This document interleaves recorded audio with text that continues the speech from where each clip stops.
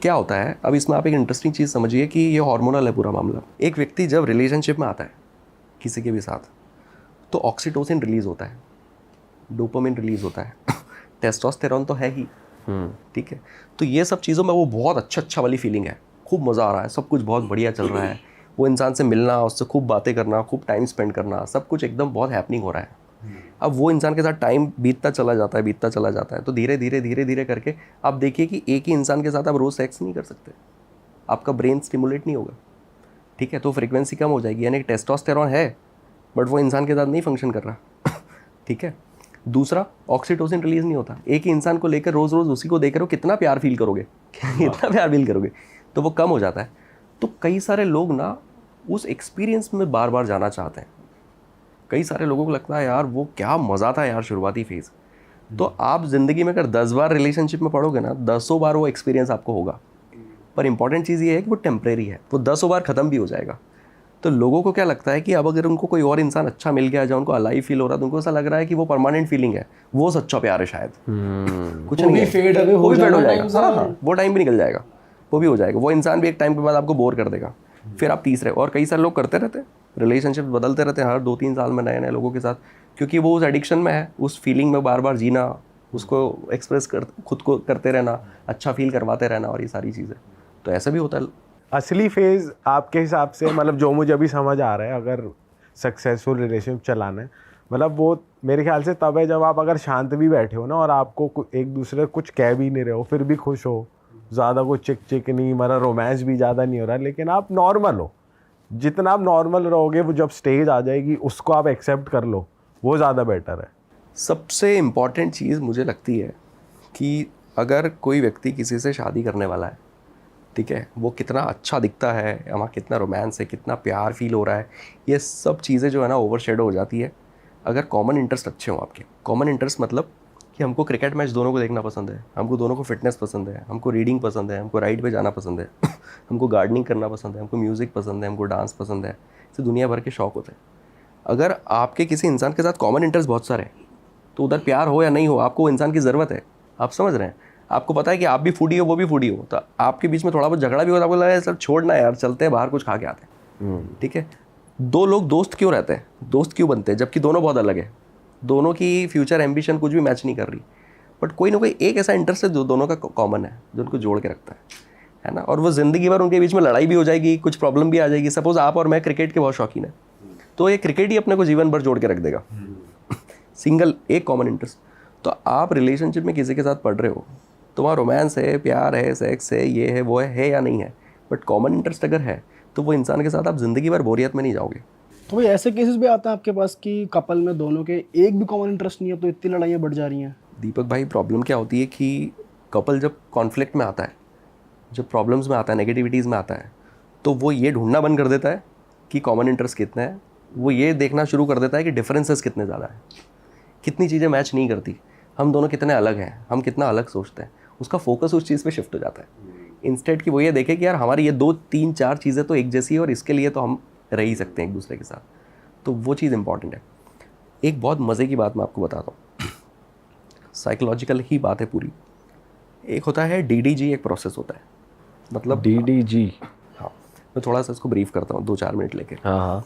जैसे इस घर में मान लीजिए हम 25 साल से रह रहे हैं। अब मैं किसी दिन निकला, पास वाले अंकल क्रॉस हुए, और आगे जाके मेरी गाड़ी किसी से टकरा गई। फिर 4-8-10 दिनों के बाद, मैं तो रोज़ निकल रहा हूँ, पर 8-10 दिनों के बाद फिर ऐसा कुछ हुआ कि मैं निकला, पास वाले अंकल क्रॉस हुए, और आगे जाके मेरा चालान बन गया, है ना। अब दिमाग ने एक पैटर्न पकड़ना शुरू किया है। फिर तीसरी बार फिर मैं महीने 15 दिन में कभी निकला, अंकल क्रॉस हुए, और आगे जाकर मेरी गाड़ी का टायर पंचर हो गया। अंकल मनूस है, अंकल पनौती है, ठीक है। आप मुझे बताइए 25 सालों में क्या अंकल 3 ही बार निकले थे क्या? कितनी बार निकले थे? बट हमारे ब्रेन ने वो 3 चीज़ों को ढूंढा, उनको याद रखा, है ना, और उन 3 एक्सपीरियंस के अलावा बाकी सारी ज़िंदगी भर के एक्सपीरियंसेस को डिलीट कर दिया। तो DDG में पहला जो D है वो क्या है? डिलीशन। दूसरा डिस्टॉर्शन, यानी कि जो इन्फॉर्मेशन आई उसको तोड़ मोड़ देना, है ना। ठीक है, 3 बार अंकल क्रॉस हुए और कुछ नेगेटिव हुआ, पर 10 बार क्रॉस हुए थे और नेगेटिव नहीं भी हुआ था, बट आपने अब उसको क्या कह दिया? अंकल मनूस है ना। ये आपने क्या कर दिया? इन्फॉर्मेशन को डिस्टॉर्ट कर दिया, तोड़ मोड़ दिया और फिर आपने उसको जनरलाइज कर दिया। कि यार ये अंकल अगर निकले ना तो रास्ता बदल लेना आप, है ना। जैसे कि वाइफ, आप घर गए और वाइफ ने पानी ला कर दे दिया, वो रोज़ ये करती है। अब वो किसी दिन नहीं दे पाई, थोड़ा लेट हो गया, एक बार हो गया, फिर 15-20 दिन, महीने भर में कभी ऐसा नहीं दे पाई, तो रियल इन्फॉर्मेशन ये है कि हाँ ये आज तक 2 बार आपको टाइम से पानी नहीं दे पाई। पर डिलीशन क्या होता है कि यार अब तुम पहले जैसे नहीं हो, अब तुम्हारे लिए मैं सीरियस, तुम मेरे लिए उतनी सीरियस नहीं हो, राइट। तो उसके अलावा जितनी भी पॉजिटिव इन्फॉर्मेशन थी सब डिलीट, सिर्फ ये याद रह गया। और पानी नहीं दिया टाइम पर, ये फैक्ट है, बट अब तुम मेरे लिए सीरियस नहीं हो या अब तुम मुझे उतना प्यार नहीं करती हो, ये इन्फॉर्मेशन का डिस्टॉर्शन है। लेकिन भाई ये और फिर इसको जनरलाइज कर देना कि अब हमारे रिश्ते में वो बात नहीं है, और फिर इसी को अपना सच मान लेना। अब आप अगला स्टेप समझिए कि जब आपने इसको सच मान लिया, मतलब हमारा ब्रेन जो है ना वो खेलता है हमारे साथ, इसलिए ब्रेन की प्रोग्रामिंग को थोड़ा बेसिक समझ लेना चाहिए कि अब हमने ये मान लिया है कि अब हमारे रिश्ते में वो बात नहीं रही, है ना, ये जनरलाइज कर दिया। अब मैं और मेरी वाइफ के बीच में मेरा दिमाग सिर्फ उसी इन्फॉर्मेशन को रजिस्टर करेगा जो नेगेटिव हो रही है, जो इस पॉइंट को प्रूव कर रही है, ठीक है। बाकी सारी इन्फॉर्मेशन को डिलीट कर देगा, क्योंकि आप देखिए एक ह्यूमन ब्रेन के अंदर दिन भर में ऐसा बोलते हैं कि 52,000 थाट्स आते हैं दिन भर, 52,000 थाट्स। अगर हमारा ब्रेन हर थाट को प्रोसेस कर देगा तो फट जाएगा। तो हमारा ब्रेन इस तरह से डिज़ाइंड है कि वो अपने आप इन्फॉर्मेशन को डिलीट करते जाता है। आप घर से निकले, 10 किलोमीटर यहाँ तक आए, आपने आसपास बहुत कुछ देखा, ब्रेन अपने आप डिलीट करते जा रहा है। अब मैं पूछूंगा रास्ते में ये टकराया था क्या, तो आप बोलोगे पता नहीं यार होता है ना ऐसा। पर आप देखिए ये चीज़ भी कि वो हज़ारों गाड़ियाँ जिस रोड पे चल रही, वहाँ पर एक गाड़ी का नंबर वो है जो आपकी गाड़ी के नंबर से मैच करता है, तो आपकी नज़र उस पर चली जाएगी, या आपके मोबाइल नंबर से मैच करता है तो उस पर चली जाएगी। मतलब हमारा ब्रेन उस इन्फॉर्मेशन को बहुत अच्छे से ढूंढ लेता है जो वो सोचता रहता है या जो उसके कॉन्शियस में है, ठीक है। तो ब्रेन बहुत सिलेक्टिव है, तो हमको अपने ब्रेन को यूज़ करते आना चाहिए कि हम उससे क्या काम करवाएं क्या ना करवाएं। अब कपल ने ये फोकस करने की जगह कि हमारे कॉमन इंटरेस्ट क्या है, इस पर फोकस शिफ्ट कर दिया है कि अब हमारे डिफरेंसेस कितने ज़्यादा हैं, ठीक है। तो अब उनको डिफरेंसेस ही दिख रहे हैं। अब पूरी ज़िंदगी भर में जो जो चीज़ें गड़बड़ हुई है उनको सब याद रह जाएगी, बाकी सब डिलीट हो जाएगा। तो हम कपल्स को बिठा के पर्चा देते हैं कि भाई एक काम करो, ये अपने हस्बैंड की ज़रा 10 अच्छी बातें तो लिखो, और आप अपनी वाइफ की लिखो। और फिर जब लिख के देते हैं और जब मैं पढ़ता हूँ और मैं कहता हूँ कि सच में इतने अच्छे हैं क्या, इतने अच्छे आपके हस्बैंड? नहीं सर ये तो पहले थे, अब नहीं है। मैंने नहीं वो अब भी है, बट अब वो इन्फॉर्मेशन कहाँ जा रही है, डिलीशन में जा रही है ना। और वो बंदा जो घर आ रहा है, आज भी उसकी वाइफ उसको पानी दे रही है, खाना बना के दे रही है, उसका बच्चों का ख्याल रख रही है, उसके इन-लॉज का ख्याल रख रही है, सब कुछ कर रही है। बट हस्बैंड को क्या लगता है पता है, अब ये पहले जैसी नहीं है, अब दिन भर तेरे लिए सबका ख्याल रखती है वो, बट वो सब डिलीशन में जाता है। तो ये सब चीज़ें हैं, इस वजह से भी इंसान बहुत जल्दी इस डिसीजन पे आ जाता है कि अब रिलेशनशिप में वो बात नहीं है, दूसरे ऑप्शंस रेडी खड़े हैं, तो वो इधर से उधर हो जाता है। पर विकास भाई ऐसे भी तो केस होंगे जहाँ पे कोई कॉमन इंटरेस्ट मैच ही नहीं कर रहा लेकिन फिर भी रिलेशनशिप अच्छा चल रहा है। कॉमन इंटरेस्ट कैसी चीज़ है ना पीयूष भाई कि वो एक्सप्लोर की जा सकती है। कॉमन इंटरेस्ट कोई ऐसी चीज़ नहीं कि बाय बर्थ मैं सिर्फ 10 इंटरेस्ट लेके पैदा हुआ हूँ, एक्सप्लोर हो सकते हैं बहुत सारी चीज़ें। अगर आप देखने जाओगे, आप और मैं बैठ कर अभी डिसाइड करें कि आपको क्या क्या चीज़ें पसंद है, मुझे क्या पसंद है, या फिर क्या ऐसी चीज़ है जिसमें हम दोनों का इंटरेस्ट डेवलप हो सकता है, अभी 2-4 इंटरेस्ट निकल आएंगे। सही बात। पर बहुत बेसिक प्रैक्टिस है, लोग नहीं करते और वो उन कामों में ध्यान भी नहीं देते, फ़ोन बातों पर लड़ते रहते हैं जो सही नहीं है। भाई एक बात बताओ कि जैसे हम अभी थोड़ी देर पहले बात कर रहे थे कि एक इंसान के साथ आप कितना ही सेक्सुअली इन्वॉल्व हो जाओगे, कितना ही रोमांस कर लोगे, इसी के लिए बहुत सारे मैरिड लोग स्पेशली मेल्स और फीमेल्स भी आजकल एक पार्टनर रखते हैं जस्ट फॉर सेक्स, कि मतलब रिलेशनशिप चल रहा है और चीट कराते हैं इन द सेंस कि गए सेक्स करा आ गए वापस और बताया नहीं एक दूसरे को। तो ये किस हद तक सही है, गलत है, क्या है इसका सीन? अगर आप कोई और किसी और मतलब एक तरीके से तो आप चीट ही कर रहे हो और पर आप इमोशनली इन्वॉल्व नहीं हो रहे, आप बस सेक्सुअली इन्वॉल्व हो रहे हो। जब एक्सपेक्टेशंस की बात आती है तो कुछ होती है रियलिस्टिक एक्सपेक्टेशन, कुछ अनरियलिस्टिक होती है ना। अगर आप ये बोलो कि तुझे क्या पहनना है और कैसे रहना है ये मुझसे पूछ, तो ये अनरियलिस्टिक हो सकती है कि यार ये ठीक नहीं है। बट अगर मैं मेरी वाइफ से ये भी एक्सपेक्ट ना करूँ कि वो लॉयल रहे, वो मुझसे प्यार करे या वो मेरी इज्जत करे, तो ये तो पॉसिबल नहीं है। ये तो रियलिस्टिक एक्सपेक्टेशन है, ये तो रखी जा सकती है। तो लोग जब शादी करते हैं तो इतनी उम्मीद तो रखते हैं कि वो लॉयल्टी नहीं ब्रेक करेंगे। तो सही तो ये कतई नहीं है अगर वो बाहर कुछ कर रहे हैं तो, ठीक है।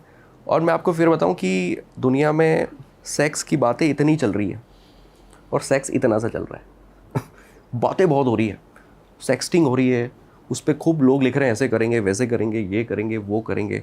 आप अपनी फ्यूचर वाइफ से गर्लफ्रेंड से उससे भी बात कर रहे हो, जब इस तरह की सेंशुअल जब कॉन्वर्जेशंस होती है तो लोग इन सब चीज़ों के बारे में खूब बातचीत करते हैं। बट इस डायनामिक को तो समझना पड़ेगा ना कि ये चीज़ नहीं वैसे हो सकती।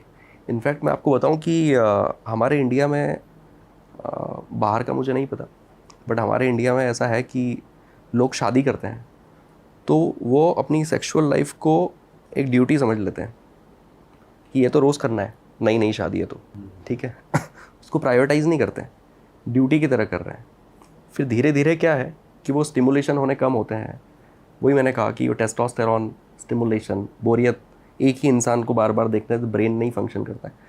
तो वो वजह से क्या होता है कि वो फ्रिक्वेंसी कम हो जाती है। वो वीक में 3 बार पे आ गया, फिर 2 बार पे आ गया, तो इंसान को ऐसा लगता है कि अब हमारे बीच में बात नहीं रही। दरअसल वो चीज़ उतने ही बार के लिए बनी थी, वीक में 2 बार के लिए या 3 बार के लिए। जिस दिन आप एक्चुअल में मूड में है या जिस दिन आप एक्चुअल में ये चीज़ फील कर रहे हैं कि आज ऐसा कुछ हो, ठीक है, जिस दिन आपका पार्टनर भी सही जोन में है वो हफ्ते में चाहे 1 बार हो तो 1 बार, 2 बार हो तो 2 बार, इसको प्रायोरिटी से किया जाना चाहिए और इस तरह से ही किया जाना। बट लोग इसको ड्यूटी की तरह करते रहते हैं, बहुत जल्दी फेड अप हो जाते हैं। फिर क्या करते हैं कि अब मज़ा आ नहीं रहा है, यंग हैं, हॉर्मोन्स भी हैं, अब बाहर एक पार्टनर ढूंढते हैं और उस पार्टनर के साथ इसलिए वो सस्टेन कर पाते हैं ज़्यादा टाइम क्योंकि वहाँ पर यही रेगुलेशन चल रहा है कि हफ्ते में 1 बार, 15 दिन में 1 बार, महीने में 1 बार। तो इसकी वजह से वहाँ पे वो स्टिमुलेशन बना रहता है और वो वहाँ वो जो लाइफ है वो ज़्यादा लंबी चलती थी। इंसान को ऐसा लगता है कि मेरी गर्लफ्रेंड के साथ ज़्यादा सही ट्यूनिंग है, वाइफ के साथ नहीं है। यार गर्लफ्रेंड को तुम लेके आओ 6 महीने तुम्हारे घर में, फिर समझ में आएगा सेम कितना हालत हो tuning है। जाएगी। हाँ, भाई इसलिए कहते हैं कि एक बार शादी करने से पहले अगर तुम लिव इन में रह लेते हो तो तुमको बहुत चीज़ें समझ में आ जाती हैं, ये उनमें से एक चीज़ है।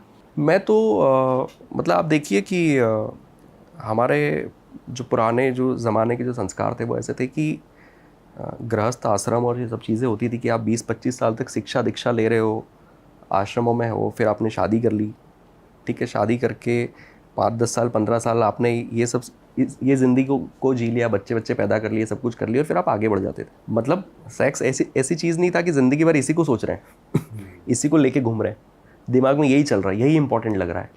और कोई व्यक्ति जो ज़्यादा ज़िंदगी में सेक्स कर रहा है, उसके सेक्सुअल पार्टनर ज़्यादा है, तो हम उसको ऐसे देखते हैं कि यार डूड है यार।